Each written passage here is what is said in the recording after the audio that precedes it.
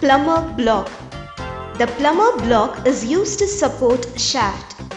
The main parts of the block, the brasses, which are in two halves, and the top cover.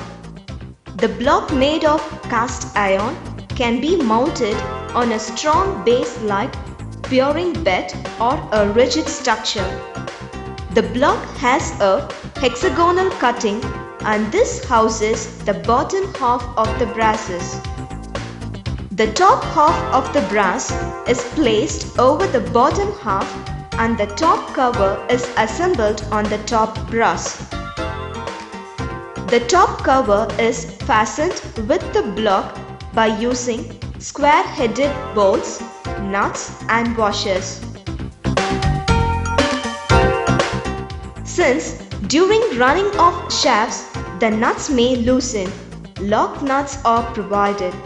The top cover on the top brasses has small holes, which acts as passage for lubricating oil to reach the rotating shafts.